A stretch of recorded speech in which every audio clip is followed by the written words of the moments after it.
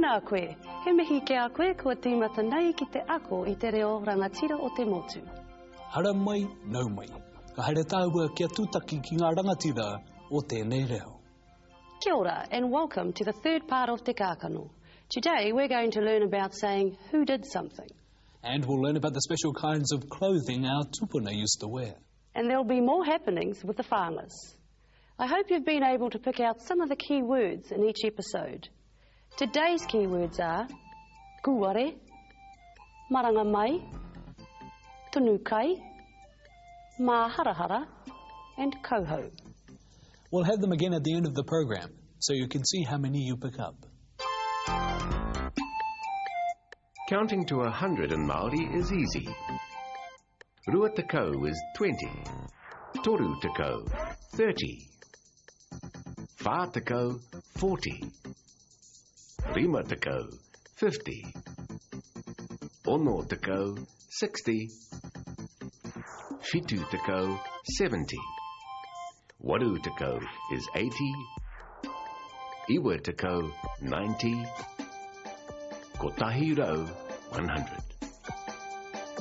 With both Aroha and Rāwiri at university, there's bound to be some friction at the Whānga house.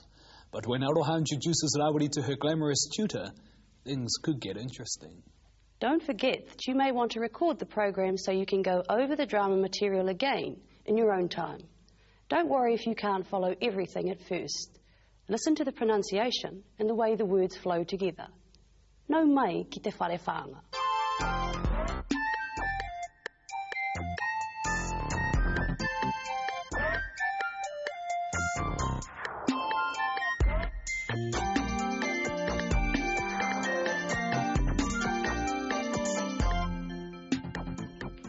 E o maranga mai marama koe reri te parakuihi. Ka hore e roa. He hato mahi. He mahi mo te kura. He ha te tai mai nāia nei. Ko waru karaka. He te puta atua hau I nāia nei tonu. Au e, karawa hoki me pēhea tēnā mahi. Ngā ori noi ho mehe mea ka mōhio. Ka pēhea pēnei te pātini. Ka oti, he oi anō tau he ki atu me aha. E hara I te ngāwari mo te kuare pēnei au. E hara koe I te kuare. Ka ahua mataku te kuia I enei mihini hou. Kia tere, ko reri te parakuihi. Me haere ai te whakaoho I a Rāwiri.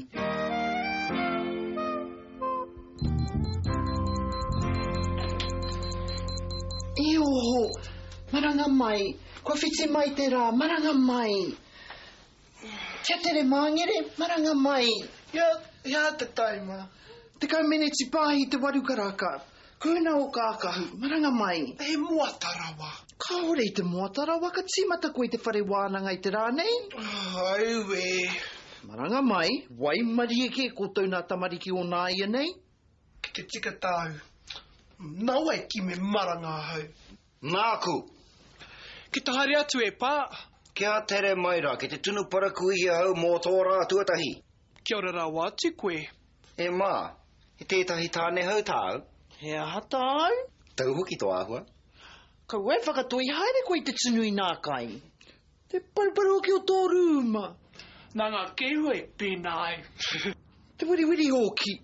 Kau e mārahara. Mā koe whakatikitika ākua nei. Kia tere rā.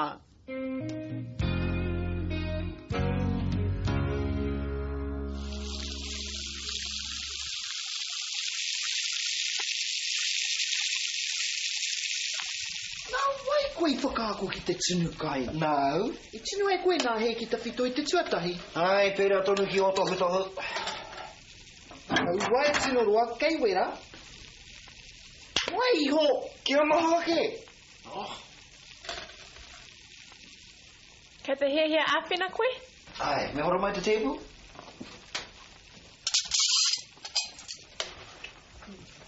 Tō roa hoki. Ai, e hara tēnei te parakuihi pai. He pai me hea mea ko hau te ringa wera. Ka te tunu miti ke koe. Ai, engari, nui ake ngā heke mā.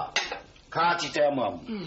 Ka te tunu ke ki roto te hinu pēkena. He te kātu. Ka ore ahau e kai miti ana, he kai manga ke ahau. I etahi wā noi ho. I ki te ia hau ia koe kai mīti anga i tahangi a kipene, te rā horo ira?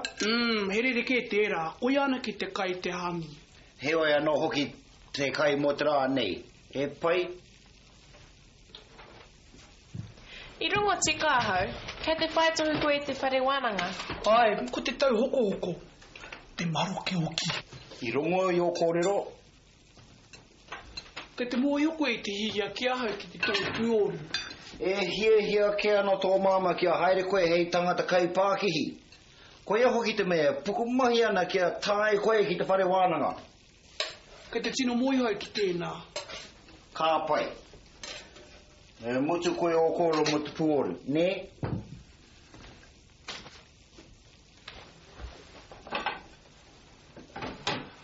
E moko he hae nā tū momo kākahu. Koe ana aku kākahu iara. Kia pai o kākahu haere ki te whare wānana? Koe māharahara e koe ana ngā kākahu aku hoa. Sino kino koe? Kia tere mai e kai, kā tūreiti kōtau. He a te tai mai nai nei. Hāpapahi i te waru. Tiki ta peke. Mea hau hoki, he karai e tākua ti wakaraka. Māuau e maua ke he hui tāku. Ai, kei te pai. Koea ke i tau ai tō āhua, ki te hui tai kōro ko wai. Hei aha māu. Mea hari tāu. Ka pēhia tō parakuhi. Ka hore te hiakai, ka wai pāpūri. Haere kōrua, kia pai tō rātua tahi Rāwiri.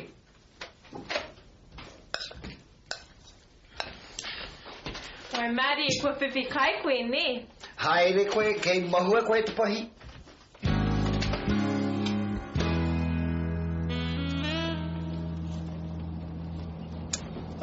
Kai heke koe ki konei. Ai ki konei. Māku koe hari ki te taone. Ka hore he take, kai te pai e hau, kai ea tō kara he tuatahi. Kei te whare āpea. Kai te mōhio koe kai ea. Ka hore anō engari, mā koe pātai atu. Ki hai i hua te te rātau he mapi ki a koe. Tēnā pea, engari, kua ngaro i au. Whakamāramatia mai kei te haere koe kihia. Māku koe mau. Ka hore ahau te hiehia kia hi koe. Ka hore i tino tawhiti? Pai noai ho mehe mea ka āhua tureiti ahau. Ka are koe whiwhi tō tohu mehe mea ka whakaaro pēnā koe? Hea te tai mō tō hui. A te i wakaraka, pēnā i a koe nā? Kei te hui tahi kōrua kōwai, kōrero mai ki au. Kei te hui tahi māu ko tētahi tanata o te whare wānanga nei? Kei te mōhio anō koe ki e tahi o ngā tāngata o konei. Ka ore i te mōhio atu? Hea te tikanga o tō kōrero. Kei te tūtaki au i taku kai whakaako. Ki tō aha. Kua whakauru mai hoki au, he ako nāu pēnā i a koe nā?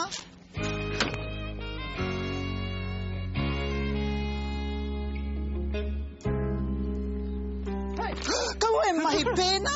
I whehau tō kai whakaako. Hera we, pēhea koe. I ahua pai, kai hau tō karai he tuatahi. Kei te tari hitori kei te whare F. Kei te mōhio koe kei hia. Kao, engari ka taia te pātai atu.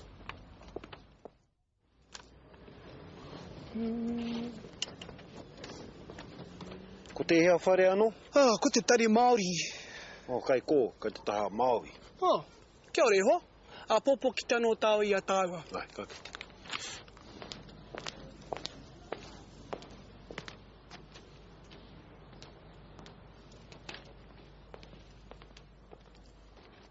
E kui. Rāwiri, haere mai ki konei ki te tūtaki taku kai whakaako, ko hana taua. Tō kai whakaako? E hana ko taku mokopuna tēnei ko Rāwiri. Tēnā koe. He pai ki te tūtaki kia koe. Kia koe anō hoki. Kei te pauri koe ki hai koe uru mai ki te tari Māori, ne? Ai rā hoki. Ko ngā kai whakaako tau hoko, riki atu ki te whātekau ngā tau, o rātau kākau hoki, he huiti anake. Engari, ka hore he puare i roto o rātau tarau pēnā. Ko rātau ki ngā kai whakaako, he ako ngā tonu ahau. Engari, kei aia tana tohu pairua, e whai ana ia i nāia nei tana tohu kairangi. He wahine mōhio ne. Ka hore noe ho hoi anō, ka kaha tonu te mahi. Māku koe whakaoki ki te kāinga e kui. Kei te pai kua o tiki e tēnei te whakarite. Nana kia koe ki te whiwhi tono pai ake i tāku. Kei te haere koe inaia nei. Ai, he nui aku mahi. Ka ki te ia koe te kāina. Haere rā. Ka kite.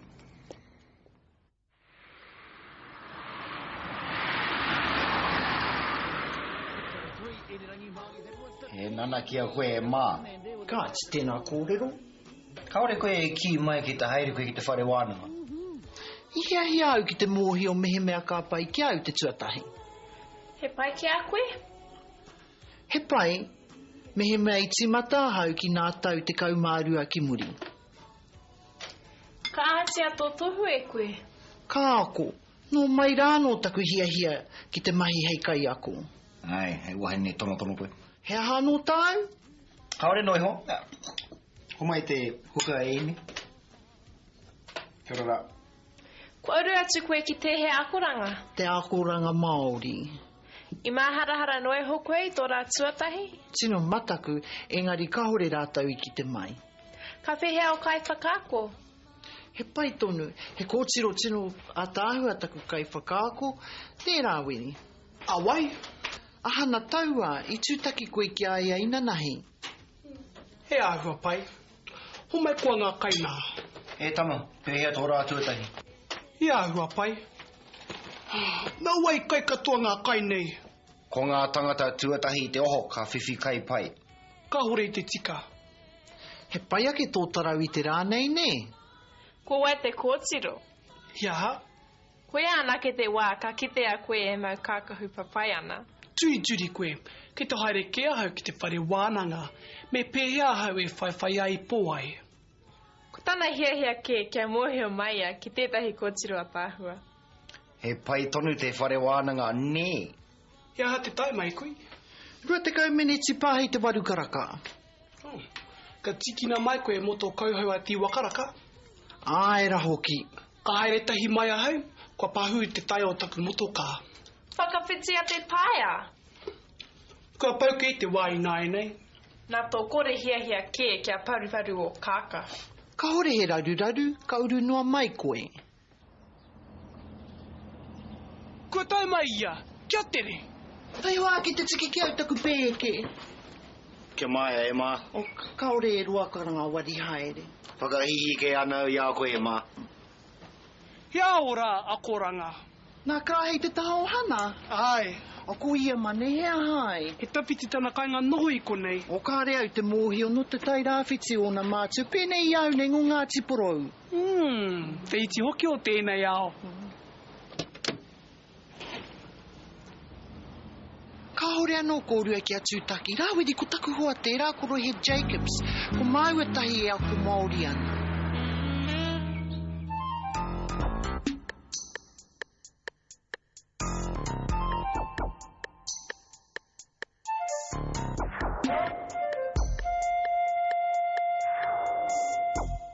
Kia ora mai anō.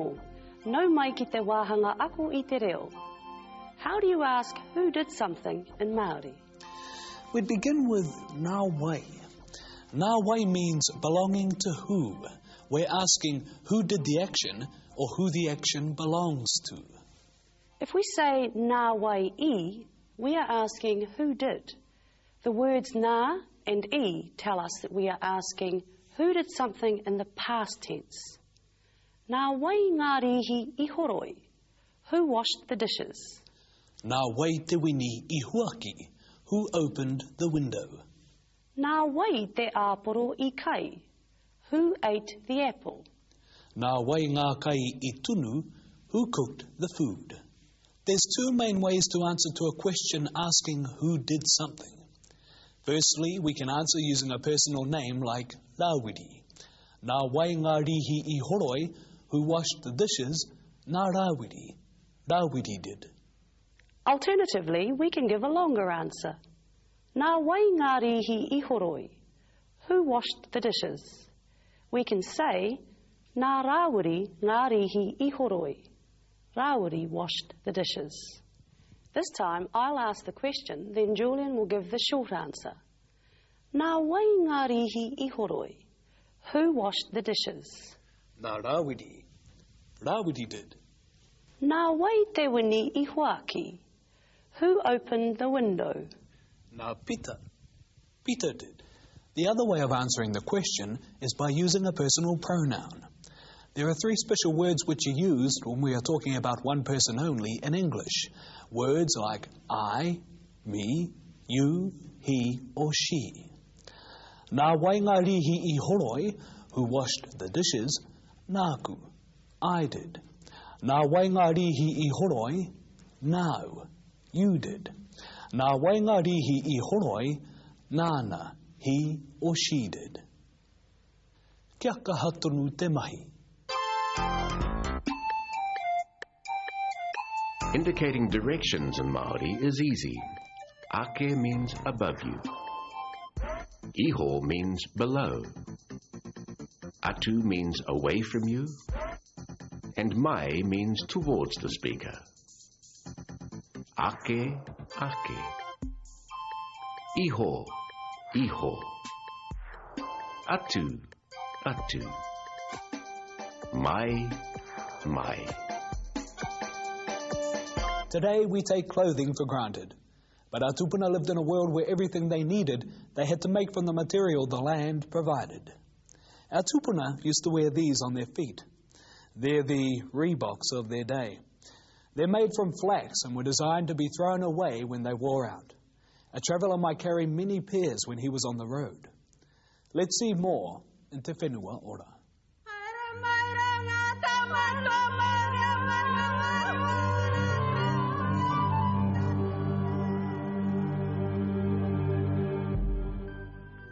Aotearoa was a very different place from the warm Polynesian islands which had once been the home of the ancestors of the Māori. In these islands, the Māori experienced their first winters and had become ingenious in using natural resources to keep dry and warm. The climate on the South Island, of course, is much more demanding than in the North Island, so many of their clothing were designed to combat the moisture, the rain and the cold. So rain capes, leggings and stout sandals are all present in museums and museum collections. The art of the weaver became important as Māori explored and occupied the colder regions of the South Island. They used everything to make different types of clothing. Main garments, kākahu, were korowai, korowai kuri, dogskin, seal, kākano, and korowai huruhuru made from bird feather. So basically they were your blankets as such to keep you warm. In common with the rest of Aotearoa, harakeke, the flax, was the main weaving fibre. We have different uses of flax, different ways we prepare and things like that, but generally with flax, the main fibre, the fito of the flax, which is the fibrous inner part of the leaf, was used for weaving, close intricate weaving for korowai and binding feathers all together. There was the use of the large leaf that grows on the likes of the Mount Cook lily up in the high country, which was gathered and woven just like feathers into a korowai that added to almost like a down on a goose or a duck, provided that extra insulation. And the feet were not forgotten in the harsh alpine environments. Flax was used to make sandals or paraire. A traveller would carry several pairs and discard them when they wore out. The first director of this museum, Sir Julius von Haast, when he was doing his geological surveys, this is prior to him becoming the first director of the museum, he noticed that on many occasions the soles would lift off his boots on the rough riverbeds, and that his Māori guides could whip up a pair of very comfortable sandals which would be as comfortable and just as effective as his leather boots. As well as that, they had their rain capes, which would be just as good as our Macintoshes of today, to keep that harsh rain and snow, hail, the harsh elements of the South Island. What were they made out of? They were made from harakeke, from flax, in short strips, almost like the way you thatch a roof. Is it the same principle that used for the rain capes. So the rain basically just ran off from one layer to the next until it got to the bottom. The craft work of the people of the South Island was known throughout the country. Forced to make warm clothing, they went a step further and produced works of art. How many of our key words did you pick up? Let's see what they were. Kūware, ignorant. Maranga mai, to wake up. Tunu kai, to cook food. Mā harahara, to worry. And koho, lecture. Next week at the Whāngas, Hone and Keri get more than they bargain for when they go on a fishing trip. He aho hika, he matira, ko mawa nake ko te moana. E kore roa whaka hoke mai hika. Mao e tūtaki e te ahi iau e ngaroana. Ka tiki natu he wahia ihia. Kei korā te tini. Me kātonu te ahi mo te katoa o te pō. Eki.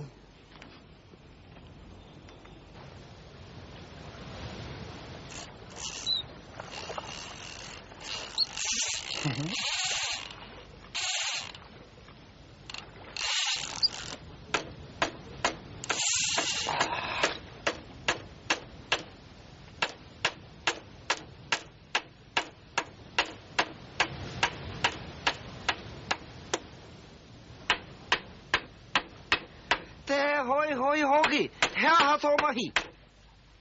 E mahi ana I taku mahi. Ahia koe mutu ai, nā tō mahi hoi, ngaro ai taku tina. I hia toro e hia kāna I kone. Kātai anō au ka tīmata.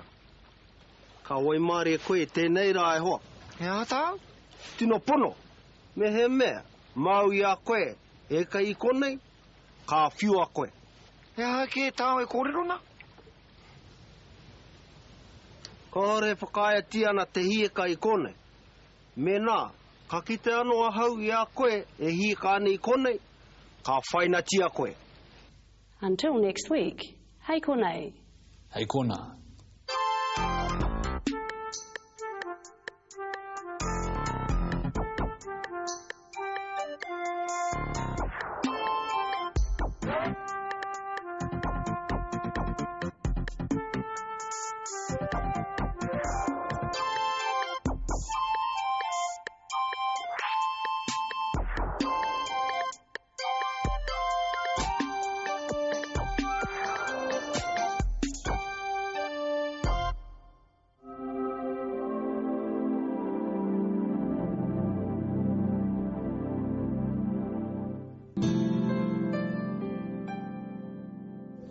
Nā te māngai pāho te pūtea tautoko.